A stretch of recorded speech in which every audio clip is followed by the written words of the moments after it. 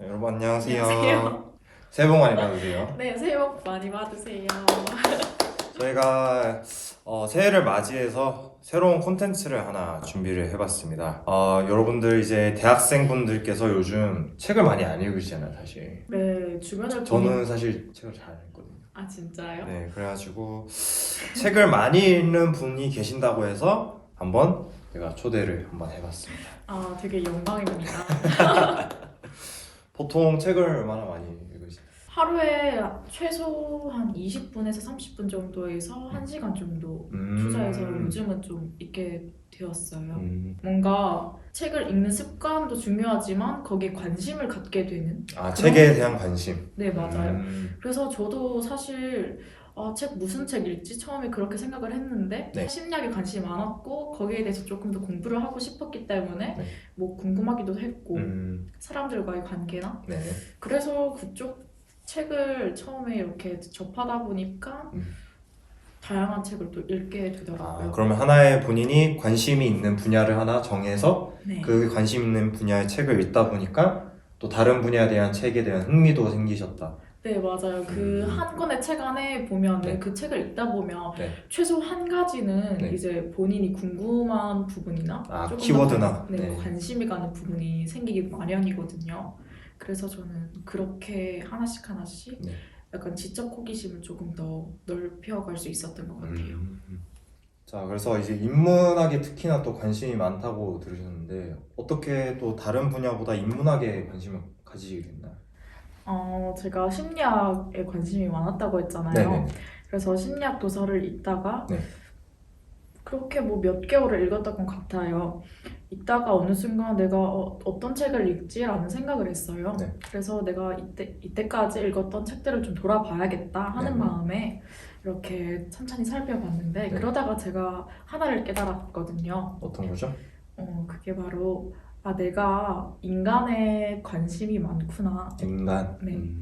그런 사람 관계에 네. 대해서 되게 관심이 많고 그런 쪽으로 더 알고 싶은가 보다라는 생각을 했어요. 그때 이제 인문학이 눈에 들어왔고 인문학이 이제 사람들의 사상이나 좀 그런 생각들에 대해서 좀 더 깊이 알 수 있는 부분이더라고요. 그렇죠. 네. 그래서 인문학에 관심을 갖게 되었고 네. 그렇게 이번 책 소개해드릴 책도 그렇게 알게 되었던 것 같아요. 인문학은 정말 큰 매력이라고 하면은 책 안에서 한 사람을 만날 수 있는 것 같거든요. 네. 한 사람을 만나서 한 사람의 인생에 대한 이야기를 듣고 그 사람이 살았던 시대 그리고 그 사람이 생각했던 생각들이나 그런 걸 통해서 이제 내가 좀 배울 수 있는 부분도 있고 정말 특별하다고 생각이 들었던 건 현실에서는 좀 불가능한 것들이잖아요. 그렇죠. 잘 보기가 어렵죠. 그럼. 좀 책 안에서 사람을 만날 수 있다는 것도 네. 그렇고 이미 앞 시대를 살았던 사람들을 그렇게 만날 수 있다는 게 저는 조금 크게 와닿았던 것 같아요. 약간 사람을 통해서 또 다른 지혜를 배울 수도 있고 네, 인생을 배울 수도 있는 것 같아서 저에게는 정말 인문학이 좀 더 큰 의미가 있지 않나 하는 생각이 듭니다.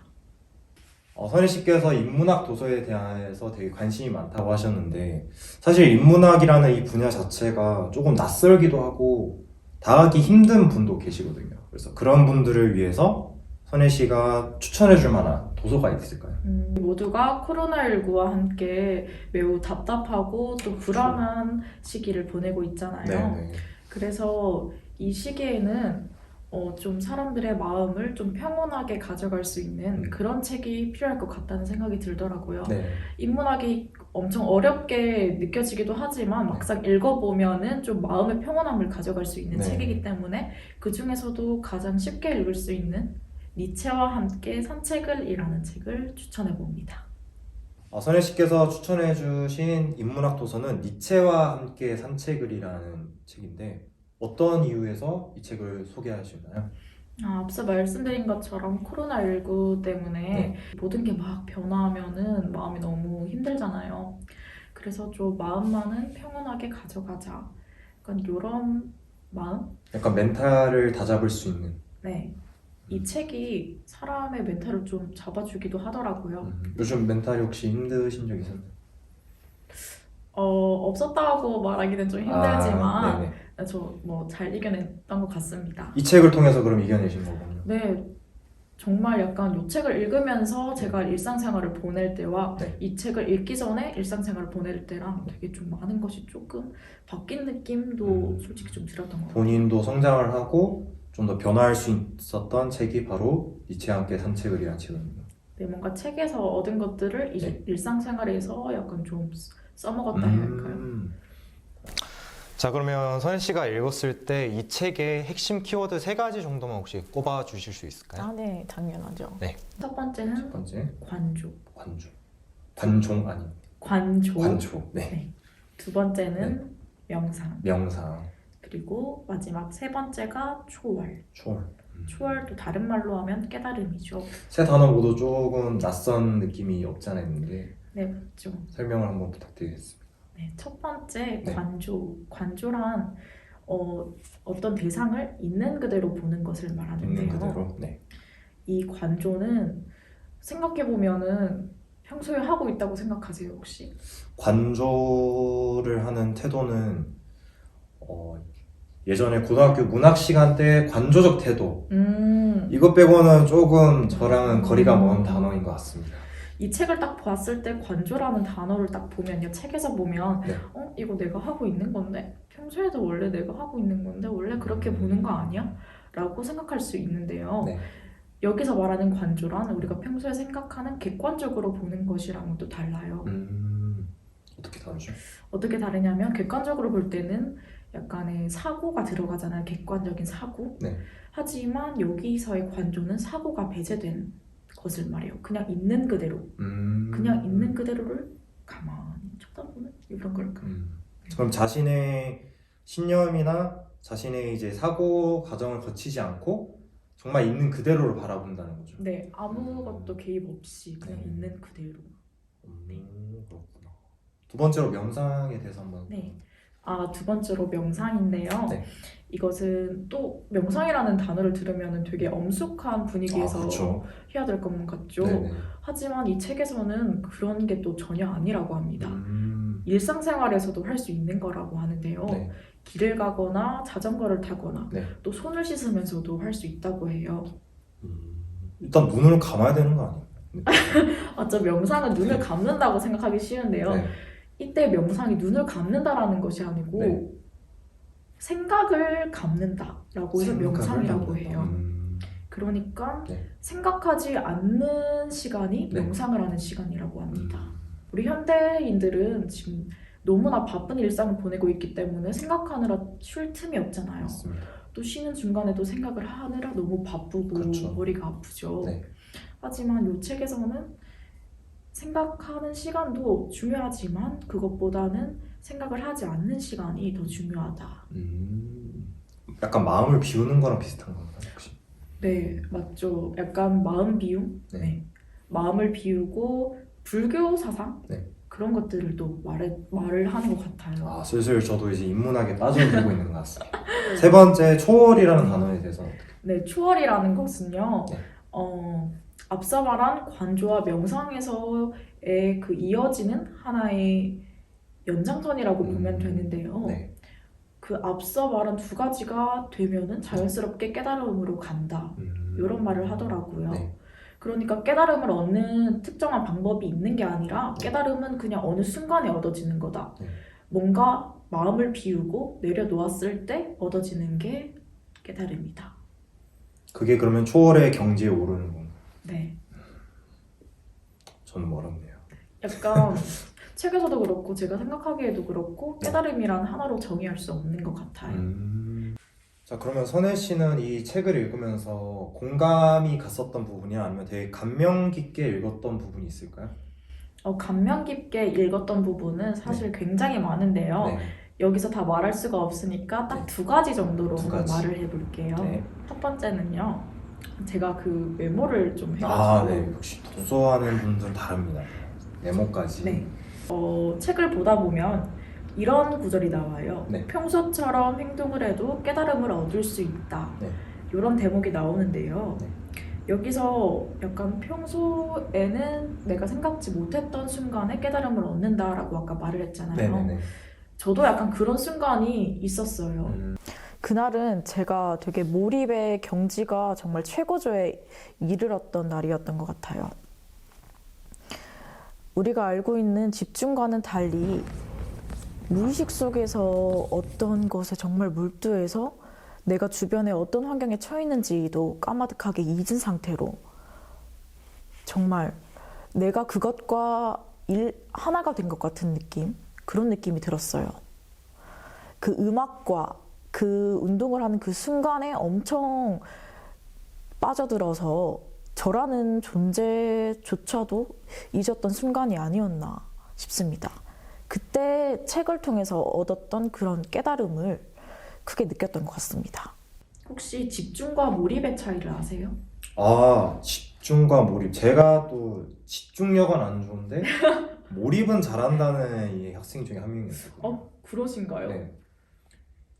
집중과 몰입은 확실히 저는 좀 다른 개념인 것 같아서 네. 조금 더 몰입이 조금 더 자신이 의식하지 않고 집중을 한다는 태도 자체는 제가 생각했을 때는 제가 의식적으로 이것에 대해서 집중을 해야 된다고 생각을 하고 하는 것이 저는 집중이라고 생각을 하고 반면에 몰입 같은 경우에는 이제 나도 모르게 거기에 어떤 무언가에 빠져든다라고 저는 항상 정의를 해왔었거든요.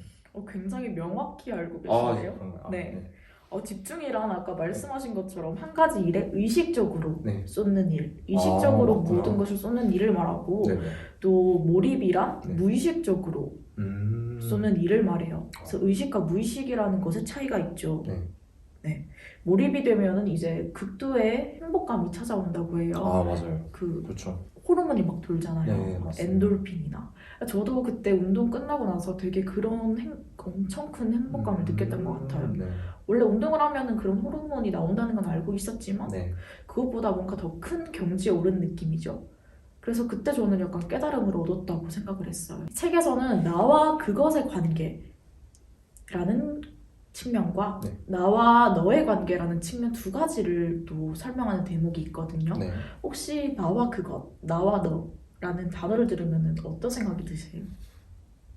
나와 그것은 나와 너라는 관계보다는 조금 더 거리가 먼 관계라고 저는 생각을 해요. 그것이라는 단어 자체가 아무래도 어떠한 특정한 것을 지칭하는 단어가 아니기 때문에 조금 더 거리가 멀다는 생각을 대충 하고 있네요. 확실히 다른 것 같기는 하죠. 네, 다른 것 같긴 하네요. 그 나와 그것의 관계는 네. 우리 책 같은 거 보면은 네. 그런 책 혹시 보신 적 있으세요? 막 인간관계술, 인간관계가 카네기의 인간관계론을 네, 되게- 약간 네. 대인관계 잘하는 기술법 네, 그렇죠. 약간 이런 책들이 많잖아요. 네네네. 이 책에서는 그런 책들을 좀 비판을 하는 것 같더라고요. 네. 네. 나와 그것이라는 관계로 보기 때문인데요. 네. 나와 그것의 관계란 동등한 입장이 아닌 뭔가 되게 효율성을 따지고 딱딱 떨어지는 것을 그러니까 추구한다. 좀 더 비즈니스적인 관계? 네, 되게 인간 대 인간을 감정적인 교류가 있는 것이 아닌 네. 약간 비즈니스 관계적으로 보는 측면? 약간 그런 돌같이 보는 거네요. 소리죠. 네, 그렇게 본다고 보시면 될 것 네. 같은데요. 그렇게 보는 게 아니라 나와 너의 관계로 봐야 된다고 합니다. 근데 사람들은 높은 효율성을 좋아하잖아요. 그렇죠. 혹시 기아님도 효율성 좋아하시나요? 저도 효율적인 삶을 살려고 하지만 쉽지 않죠. 네. 저도 돌이켜보면은 효율성을 추구하면서 살았던 것 같아요. 그렇죠. 하지만 이 책을 접한 이후로 저는 좀 효율성을 내려갔습니다. 그러다 보니까 마음도 좀 편안해지더군요. 네. 나와 그것에 대한 관계는 효율성을 추구하다 보니까 어느 정도의 마음의 부담을 지고 근데 나와 너의 관계로 이게 바뀌어버리면은 조금 더 우리가 감정적으로 그 사람과의 관계를 맺을 수 있다, 이 말씀이신 거죠? 네, 맞아요. 예전 그 인물을 살펴보면 네. 나와 그것의 관계를 맺었던 대표적 인물로는 네. 나폴레옹을 나폴레옹. 줄 수가 있고요. 나와 너의 관계를 맺었던 대표적 인물을 네. 들면 괴테를 줄 수 있는데요. 네. 약간 어떤 느낌인지 아시겠나요? 나폴레옹은 사람도 물건도 다 유용성이라는 가치 기준으로 판단을 했는데요. 네. 심지어 자신마저도 그것으로 다루면서 자신을 사회에서 소외시키기도 했습니다. 현대 사회에는 나폴레옹과 같은 사람들이 점점 늘어나고 있는 것 같은데요. 그렇죠. 이럴 때일수록 더욱더 나와 너의 관계에 집중을 해야 한다고 생각합니다. 그런 면에서 보면 참 나와 너의 관계가 인간다운 관계인 것 같습니다. 네. 원래는 효율적으로 사는 게 좋다고 생각을 해서 사람들을 만날 때나 어떤 일을 만날 때 되게 효율성을 추구했었어요. 그런데 책을 읽다가 보니까 내가 너무 감정 없이 사람들을 만나나? 이런 생각이 들더라고요. 저와 친한 사람들은 모르겠는데 처음 알게 되거나 낯선 자리에 갔을 때 사람을 만나면은 조금 기계처럼 굴게 되더라고요. 근데 그게 본의 아니게 제 마음을 좀 불편하게 했던 것 같아요. 그래서 이 책을 읽고 나서부터는 좀 사람들을 만날 때 새로운 사람이라 하더라도 좀 감정적으로 조금이라도 더 다가가 보자 이런 생각을 하게 됐고, 특히 나와 너의 관계가 정말 중요하다는 것을 좀 깨달았던 것 같아요. 그렇다면 이제 아까 선혜 씨가 말씀하신 나와 그것의 관계와 나와 너와의 관계가 어떤 차이점이 있을까요? 한마디로 정의하자면 나와 그것의 관계는 상대방을 일종의 물건으로 보고 좀 효율적으로 보는, 수단적인 의미가 있네요. 네, 수단적으로 보는 것을 말하고요. 네. 나와 너의 관계는 네. 관조의 측면에서 있는 그대로 네. 나와 같은 사람이다. 그러니까 있는 그대로 그냥 바라보는 것. 딱히 무슨 의미를 두거나 뭐 효율적이거나 뭐 수단적으로 보지 않고 있는 그대로 바라보는 그런 관계를 말하는 것 같습니다. 그렇다면 이런 관계는 여러분들이 이제 나중에 사회에 나가서도 인간 관계술에 있어서도 약간 되게 활용할 수 있는 부분이라고 이해를 하면 될까요? 활용한다기보다는 네. 내가 다른 사람과 인간관계를 맺을 때 조금 네. 더 마음을 편하게 먹고 네. 그렇게 어렵지 않게 생각할 수 있게 되는 것 같아요. 너무 부담을 가질 필요가 없다. 네. 네, 오늘 선혜 씨와의 시간을 통해서 이제 인문학에 대한 또 다른 관점과 시각을 배울 수 있어서 저도 너무 좋았던 시간이었던 것 같습니다. 네, 끝으로 이 책을 통해서 또 관심을 가지게 된 분야가 혹시 있을까요? 저는 이 책 한 권을 다 읽고 네. 딱 드는 생각이 명상이었거든요.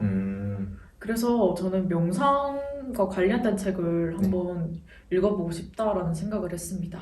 명상에 대한 또 시각을 가지기. 다음에는 명상에 대한 책을 읽어볼 예정입니다. 그렇죠. 여러분도 이 책을 읽고 관심이 더 간다면 명상과 관련된 책을 한번 읽어보면 좋겠습니다. 네.